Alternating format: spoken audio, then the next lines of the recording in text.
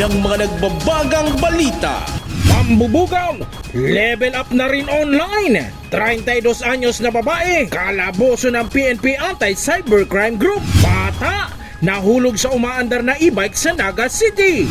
RTWPB, nagsimula na sa kanilang serye ng konsultasyon para sa taas sahod sa Bicol. Alok na language proficiency course ng Kamsur at SIAC, approve kay Ambassador Endo Kasuya. Workshop ukol sa malalim na istorya ng baybayin, tinalakay sa Albay.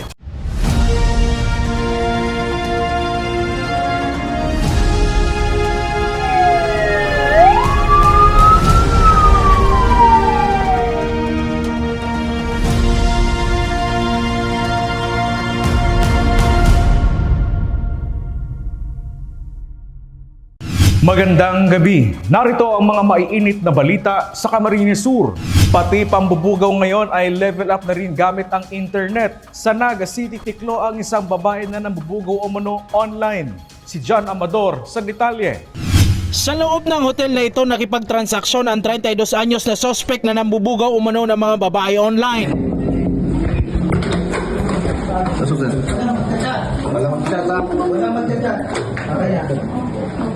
Hawakan na. Sir, cellphone ko lang. Sir, ito.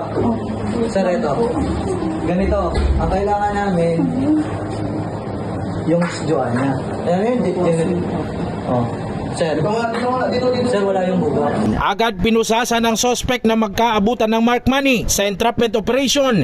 Na-rescue ng mga otoridad ang 4 na babaeng ibinubugaw niya online. Nagkaroon ng aming opisina ng operation sa anti-illegal trafficking of person.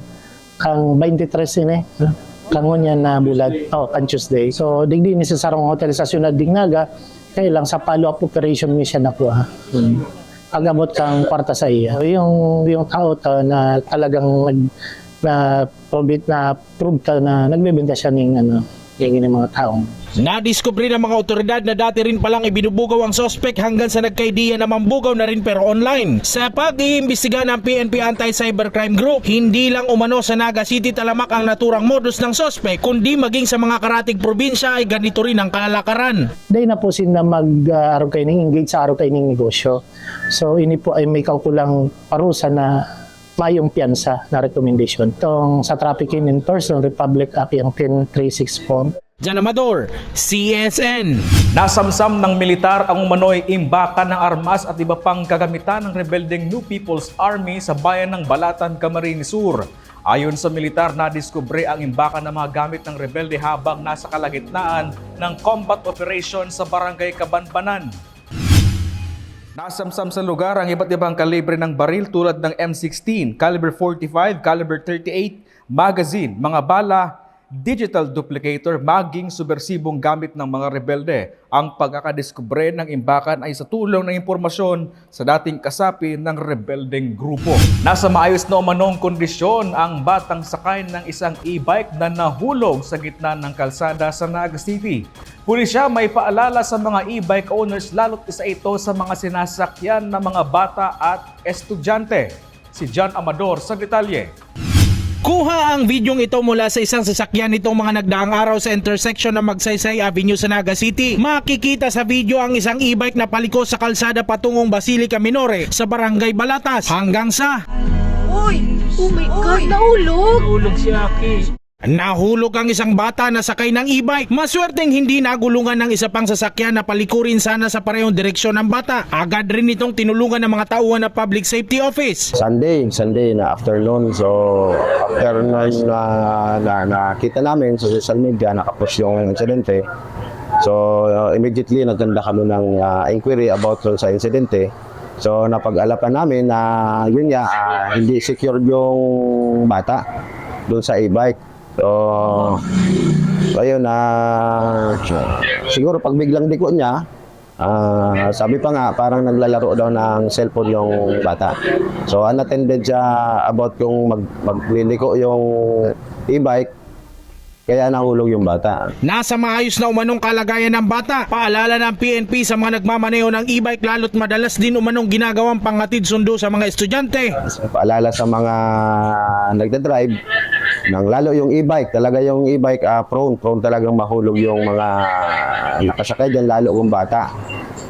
mag-ingat po, tingnan yung bata kung maaari, lagyan ng seatbelt, yung e-bike. And dito rin sa area namin, maraming gumagamit yan.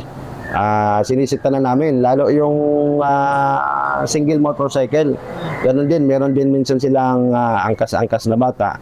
Sinisita na namin yon, kung maaari, pinapababa na namin. And if ever, pinapalala namin na hawakan yung bata. Jan Amador, CSN. Nagsimula na ang Regional Tripartite Wages and Productivity Board o RTWPB ng kanilang konsultasyon at hearing sa iba't ibang sektor para sa panibagong taas sahod sa Bicol Region.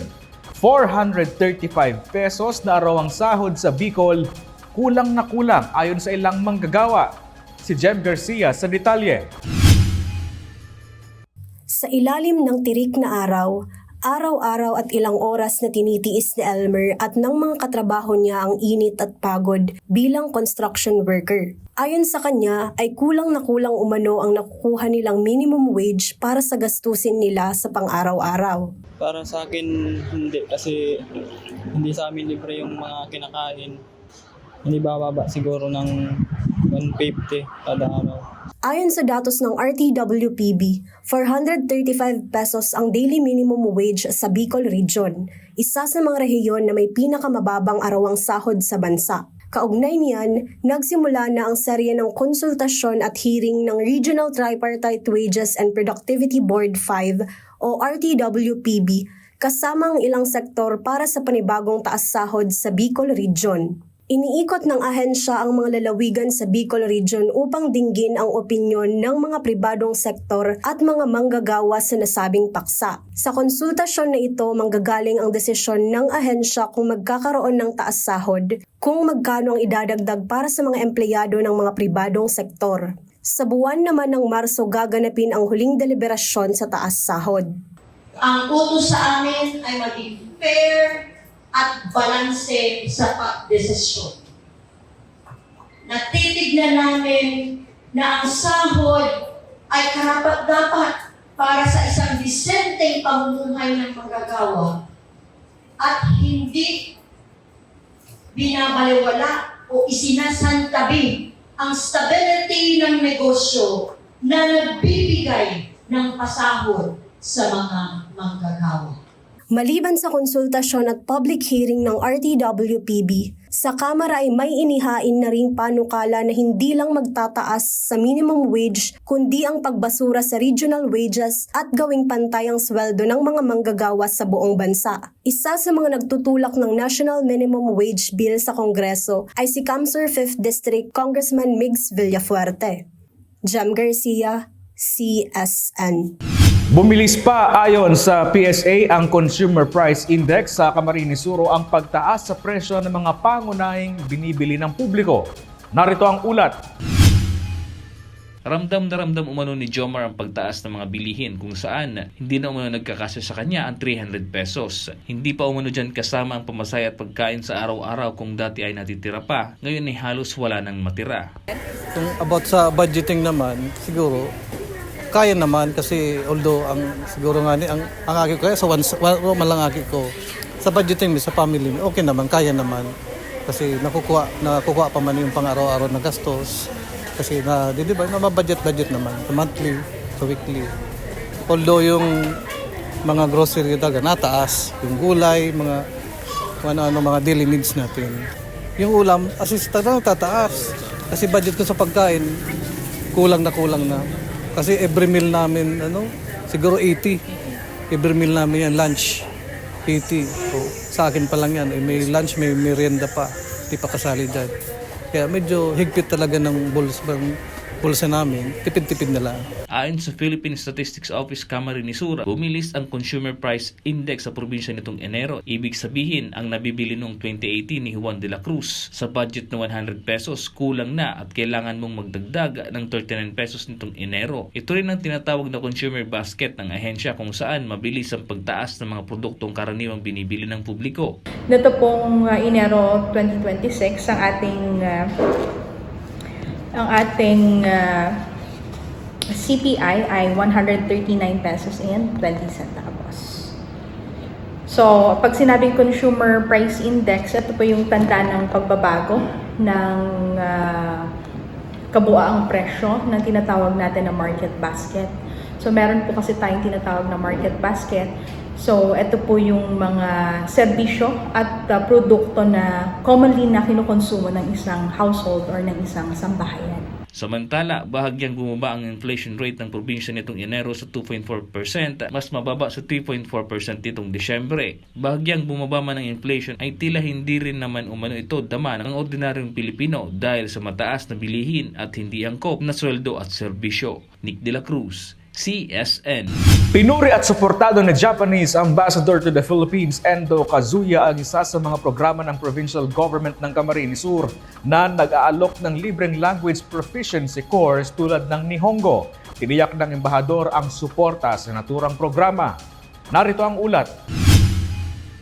Planong magtrabaho sa Japan ang solo parent na si Ryan Asis ng Naga City, ngunit isa sa mga requirements para makapagtrabaho sa naturang bansa ay dapat marunong magsalita ng Nihongo. Kaya naman, nang malamang may libreng Nihongo classes sa Southeast Asian Institute of Computer Technology o CICT, ay hindi na nagdalawang isip si Ryan na mag-enroll. Unang-una, ma-upgrade yung skills saka para mas mapadali mag-apply kasi number one goal naman sa Japan yung language. So, magbe-benefit ako rito kasi mas mapapadala yung pag-a-apply ko. Isa lang si Ryan sa ilang pang estudyante na sumasailalim sa language course na alok ng CICT katuwang ang provincial government ng Kamsur. Isa ang Nihongo sa mga alok na language proficiency course ng institusyon na layong ma-equip ang mga Camarinense at maihanda sila sa global competency. Ang matagal ng programang yan ng provincial government ng Kamsur, pinuri at suportado ni Japanese Ambassador to the Philippines, Endo Kazuya.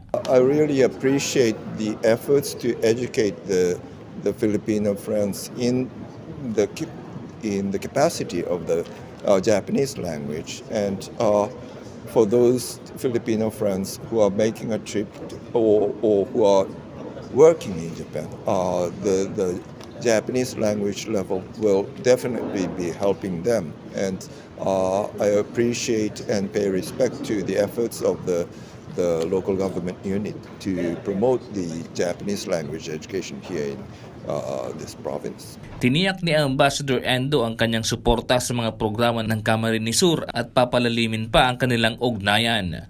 Nick De La Cruz, CSN. Naobserbahan umano ng National Food Authority o NFA ang pila ng mga nagnanais makabili ng benteng bigas meron na o BBM rice. Simula yan nang magmahal ang presyo ng bigas sa mga merkado. Narito ang ulat ni Jem Garcia. Mula pa sa Barangay Pacol sa Naga City, maagang pumila sa NFA Camarines Sur si Virginia. Ang pakay niya ay makabili ng mas murang bigas sa halagang 20 kada kilo. Malayo yan sa 49 to 60 per kilo na presyo ng bigas na nabibili sa mga pamilihan. Sa mga taga duman sa Moya sa Almeida, nagdidigdi, nagsabi sa Moya, mag-ano man ako ki bagas, magbakal digdi.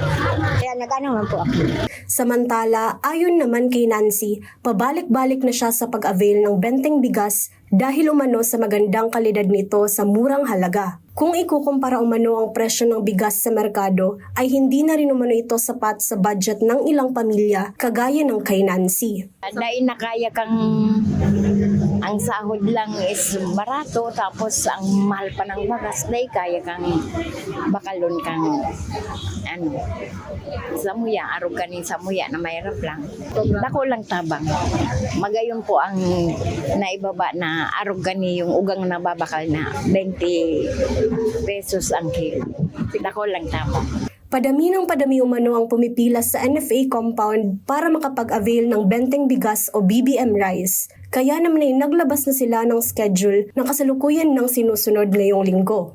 Ayon sa schedule na inilabas ng NFA, ang Lunes at Miyerkules ay para sa mga senior citizens, Martes at Huwebes ay para sa mga 4-piece beneficiaries, Biyernes naman ay para sa sektor ng PWDs, solo parents, jeepney at tricycle drivers. Habang ang mga RSBSA o Registry System for Basic Sectors in Agriculture, kagaya ng mga magsasaka at mangingisda, ay pwedeng pumila araw-araw. Naobserbahan din ng NFA ang pagdami ng mga nagnanais makabili ng benteng bigas meron na kasabay ng pagtaas sa presyo ng bigas. Jem Garcia, CSN. Muling nagsagawa ng local recruitment activity ang Kamsur Peso katuwang ang isang manpower agency. Programa malaking tulong sa mga job seeker at hindi na luluwas pa ng Maynila o ng ibang lugar. Makapaghanap lang ng trabaho. May ulat si Regine Bue. Dala ang kanilang resume at lakas ng loob, maagang nagtungo ang job seekers na sina Apple at Honesto sa Capitol Complex para sa local recruitment activity ng Kamsur Peso, katuwang ang isang manpower agency. Nakabahan man ay determinado silang matatanggap sa vacant job position sa aktibidad. Ayon sa ilang aplikante, malaking bagay ang mga ganitong inisyatiba dahil nababawasan ang hirap sa paghahanap ng mga mapapasukang hanap buhay, lalo na para sa mga matagal nang nag-a-apply. Kasi kumbaga po, parang hindi po siguro ako magkakaroon ng trabaho kasi ang dami ko na pong in-applyan. Tapos wala naman pong natawag sa akin. Kaya, okay naman po. Kaya malaking po sa akin yung malaking tabang po talaga sa akin tong job seekers na to. Actually po, sa mga job hunters, mas dakulang tabang itong hali na mismo sa office kang government office na sinagtataon ng effort para duman sa mga job hunters. Mas madali na kaysa itong iba na mahanap pa talaga o madaman pa talaga mismo sa mismong lugar na kung itong may available na position. So mas madali na din, tsaka gamit na din si social media. Minsan nagpo-post na din ang mga offices kung saan pwedeng naparbitsaran itong mga araw kaining opportunity. Ang mga mapipiling aplikante ay i-assign bilang store crew sa isang kilalang convenience store na may mga franchise sa iba't ibang bayan sa Camarines Sur. Mula pa sa Maynila ang manpower provider na siyang opisyal na manpower provider para sa isang nasabing kumpanya. Ayon sa kinatawa ng manpower provider, hinahanap nila ang mga aplikanteng masipag at may inisyatiba at handang matuto. Ayon rin sa kanila, malaking tulong ang maigting na partnership nila sa Peso Kamsur dahil nabibigyan sila ng maayos na venue at mas napapadali ang paghahanap ng mga kwalipikadong aplikante. Actually, it's very helpful with us po in a sense that it fastened or it streamline yung process namin and looking for candidates and reaching out to them, especially yung mga areas na medyo liblib na yung area or the transportation with the candidates medyo mahirap.